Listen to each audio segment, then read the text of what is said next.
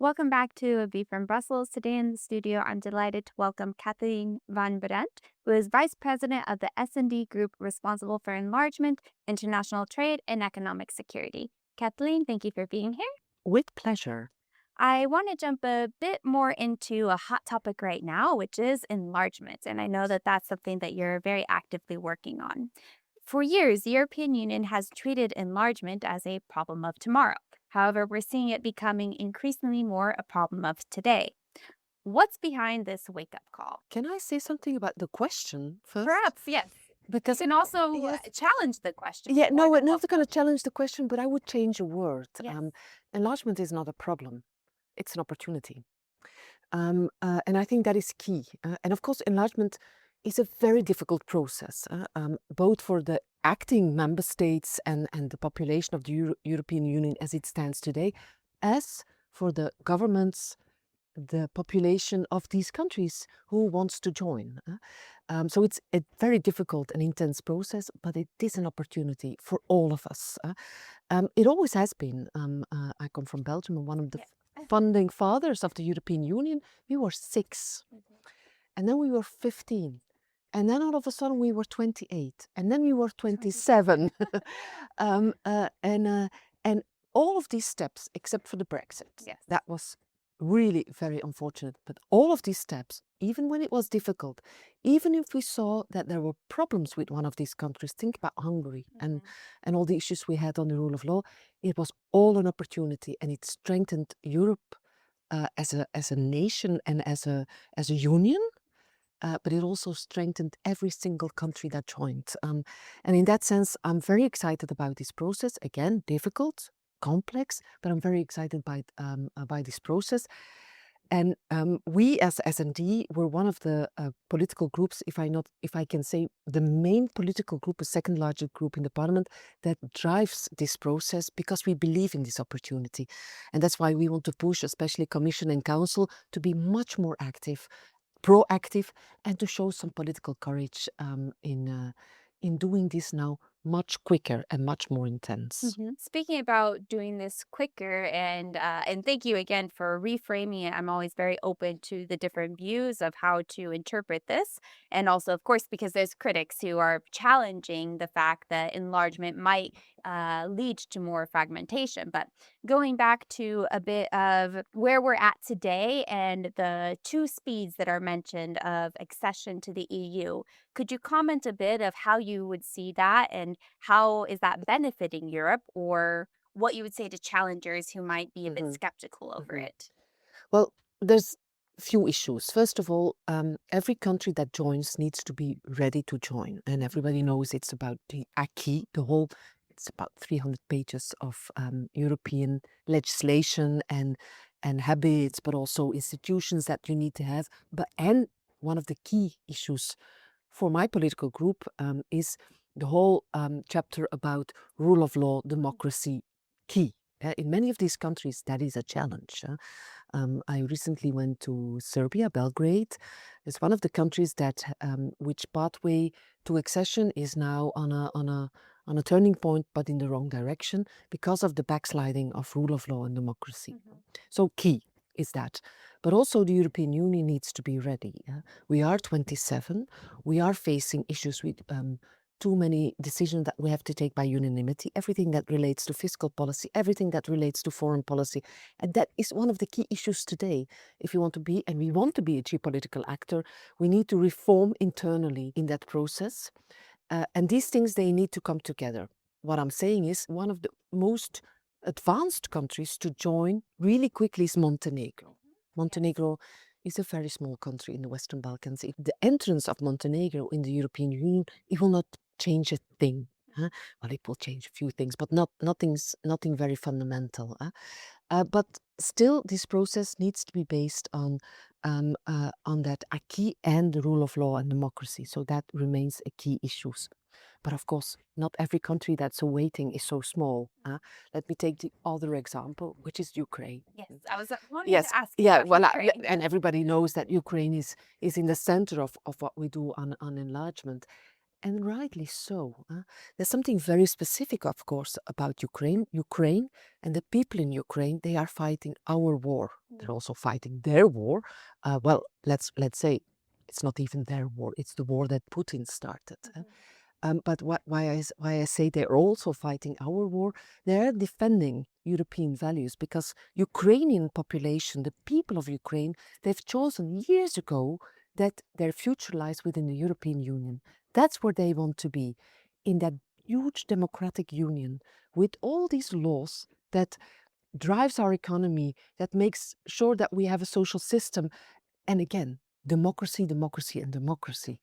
And so that's what they're doing. They're stopping Putin to invade further parts of the European Union. And that's why that any, and let's hope it will be soon, that any sustainable peace, again, let's hope it will be soon, that any sustainable peace will have a part in it that contains the accession to the European Union. But Ukraine is huge. It's a very big country, but literally a very big country. And that will make a huge difference. And for that, it is important that we think, how do we do that? How do we make sure that we give them the right to enter the European Union, but at the same time, Europe is ready to do so? And then issues like flexibility comes up, different speeds. There have been ideas recently by Merz, the Chancellor of Europe. And I applaud these ideas in the sense that finally in the Council they are thinking, how do we need to do that? And ideas pop up, but that's good. Now we need the political courage to advance. And I have nothing against flexibilities, and I have nothing against doing things in a different way. There's nothing so stupid than stay put and say dogmatically, this is how we always have done enlargement, and this is how it will go. No, let's think out of the box. But two things need to be crystal clear. First of all, there's no flexibilities possible when it comes to rule of law and democracy. We're fighting, entre guillemets, if I may so say so, it's not a military war, but we are fighting in the rest of the world for democracy, for our democracy and our values, which are under siege by Xi Jinping in China, Putin in Russia, and Trump in the United States. And European Union will not survive if we do not have democracy. For that, any country that joins needs to share these values, and not just share the values. Institutions need to be in place. Rule of law needs to be there. And the second is, there's no such thing as second-hand membership. So you can have a pathway, you can take your time in the meanwhile. You can, for instance, have ideas. One of the issues with Ukraine is the agriculture policy. Yes. They say, I don't know whether it's true, it's been that at least that more than half of the budget, much more than half of the budgets would go, if nothing changes, would go to Ukraine. This will mean that farmers in at least half, if not much more of our member states, all of a sudden will have no support for their farm anymore. You cannot imagine that would happen. So you need time to do that, no problem. And I'm quite sure that the men and women who are fighting this terrible war with Putin and Russia, that they're fighting there and they think, oh, we're doing this to become part of the common agricultural policy. No, they want to become part of that strong unity that Europe is. But having said that, at the end of the line, there needs to be equality amongst the member states, no second hand. But again, we can take time and we have a pathway to go.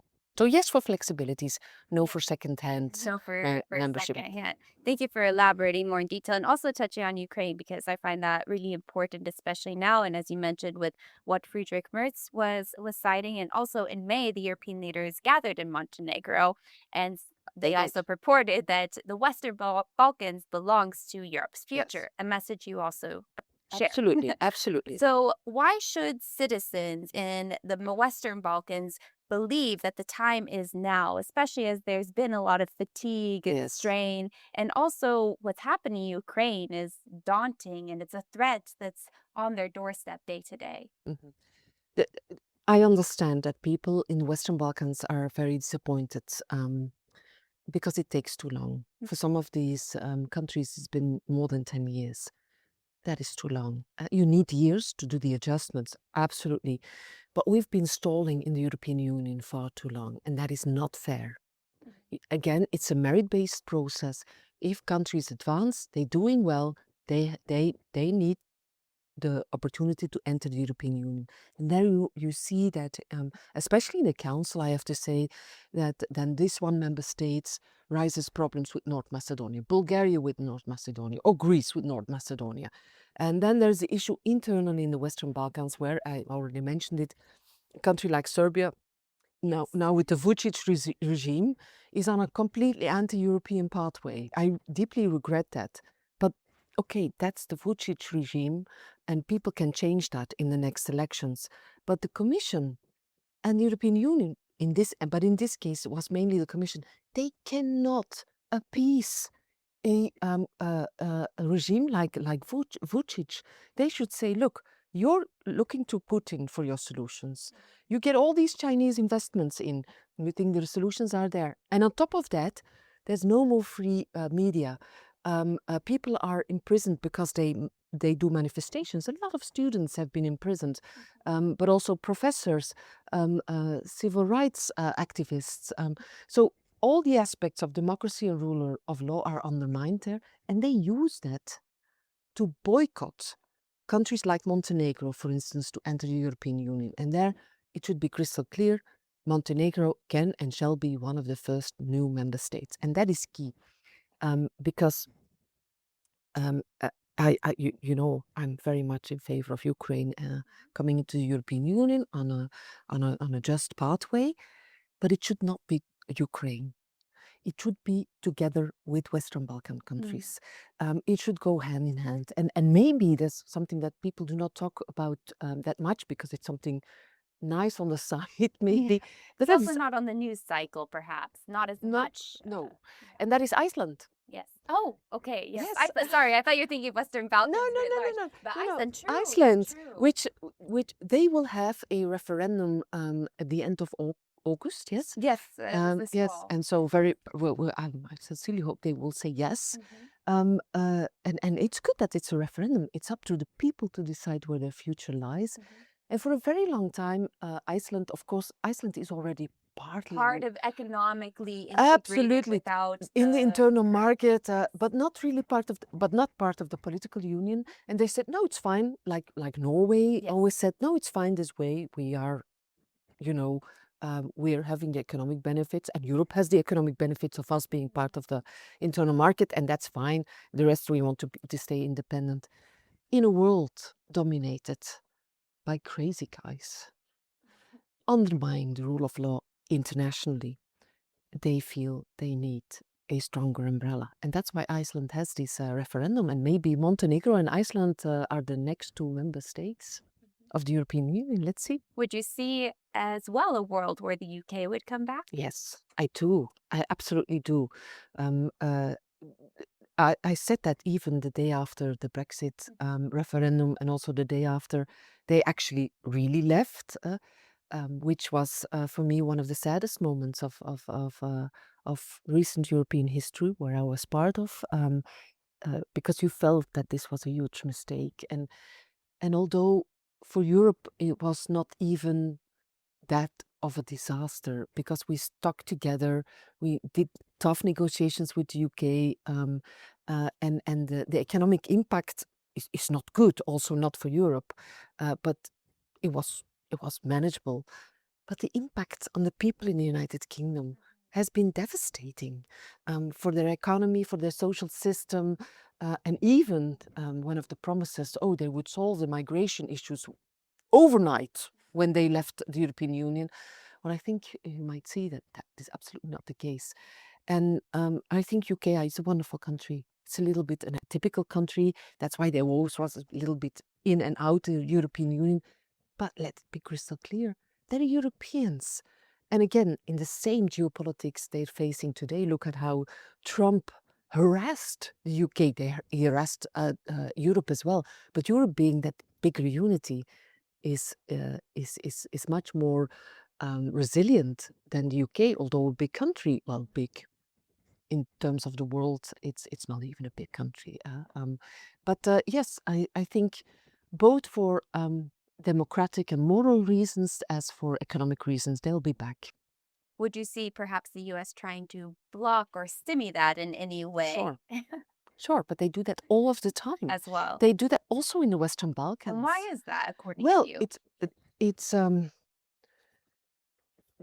for me it's very difficult to understand because we have such a common history, uh, Europe and the United States, since most of people in the US are coming from Europe. But okay, we've envisaged the Second World War, also the first, but also the second together. We have so much to be thankful to the United States. They liberated us together with the Russians, of course, but they liberated us, but also made sure after the Second World War that we were a flourishing, vibrant economy, and they were the biggest. It was the United States president after the Second World War who wanted Europe to unite. They wanted the European Union. It has always been a part of the DNA, of the common DNA of the EU and of the United States. And Trump drastically changed that. He completely turned that around. In his security brief, he even mentioned that he doesn't like Europe. He doesn't like the European Union. And I He will say was that speaks for one person, not yes, necessarily for every I American, know, and I know it can unfortunately. change again. Yes. But people in the United States, and I'll be in the United States still in July, and I'm really looking forward to talk to a lot of the people who will be Washington. Of course, a bubble, also like Brussels Like is. Brussels. Yeah, but to talk to many of my colleagues in the in the in the capital. I think I'm really looking forward to that because I know so many people have completely different opinions to that. But they also need to know that we in Europe are traumatized on what happened. And our relations, although I hope they will become better again and maybe even restore that common DNA. But this has made a fundamental change in the way we look at United States, hopefully still as a partner in the future, but it will make change. Do you think Europe is leveraging the moment now that there's uncertainty with the relationship with the US to perhaps unify itself more? Is Yes. it going fast enough? Well, in yes, that every crisis has its opportunities, and this is one of them. Europe is always it's a very difficult project. Don't let that be misunderstood.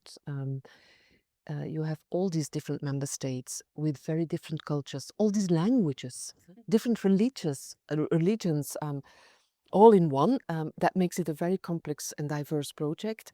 That that's not a very natural process. You need to work on it. It's really tough work to make the European Union work and to enlarge and sometimes there's also the fatigue, and then you feel both in your public opinion as in some of the member states or many of the member states, well, Europe, difficult and all these rules and blah blah blah. But now you feel again amongst a big majority, and that's not, if I can say, the extremes in our society, both the extremes parties on the left hand and the right hand side, but also in our societies, people who think extreme, who polarize. They don't like the European Union, but for a vast majority, there's the feeling of the necessity that we need this union to be able to cope with what's happening in the world, And and speaking of, especially yes, Trump, especially especially Trump. Trump. Well, speaking what's happening in the world, and please Yes. have a drink. So you are also beyond enlargement. You're currently working on the report on the role of trade in strengthening Europe's economic security. So that speaks a bit to what's happening with global trade, and also, and you mentioned a lot emphatically your European values, and part of that is also driven, one could argue, by liberalization of trade and building Yes. of partnerships. Do you see there being a right balance between being protectionist but also being open to the world given the context that we're in Yeah. today? Good question and not easy to answer. Yeah. And we're in the middle of the discussion because we have the economic security, we have the Industrial Accelerator Act, which will be one of the key changing legislations that really changes the narrative on how we look at open trade. And there's all the trade defense issues. But let me try to be clear. What we will not do is take the model of China. We're not all of a sudden are going to become a capitalistic, monopoly-driven or state-driven economy. That's China with their economic foresight plans that really says we're not going to dominate the world on chemicals, on EVs, on batteries, etc. And we're going to dominate technologically, and for that we're going to ruin the industry in Europe. I'm making it a little bit black and white, Yes, of course. but It's more complex. yeah, it's more complex, but it's the model that China uses. We're not gonna use that and say we're gonna be the dominant technology in chips, and for that we're gonna kill the industry in Taiwan. That's I don't want to be nobody. Well, most of the people in European Parliament don't want to go there. That's not our DNA. That's not what the European Union is all about. We're not gonna all of a sudden start bombing the rest of the world with tariffs like Trump did, or demolish the World Trade Organization as the legal framework of trade. That's not going to happen. But we're not going to stay as we are either, because it has been proven, unfortunately, to be unsustainable and to be too weak and too vulnerable to the bullies of this world. And so we need to strengthen ourselves. And for that, economic security is very important, and a different view on how we look at trade. And that different view is we're open for business. We're an open market, but under conditions. And these conditions should be crystal clear. You can come and invest in the European Union. You're happy to do that, to come and invest, but based on our values and our rules. We have the case of BID, the big EV car company of China that invested in Hungary and that violated tens of laws on labor, on environment, on how to invest, and so not acceptable. These conditions are unacceptable. We will not get products on the market that have been over-subsidized and based on overcapacity, again, coming from China. We're not going to trade with the United States on an unequal footing. That's why we made the Turnberry deal temporary, to make sure that this can go away in a few years, and then we base it again. Well, let's see with the Given the context yes, as well. absolutely. Yeah. So conditions need to be crystal clear, and second, we want to be a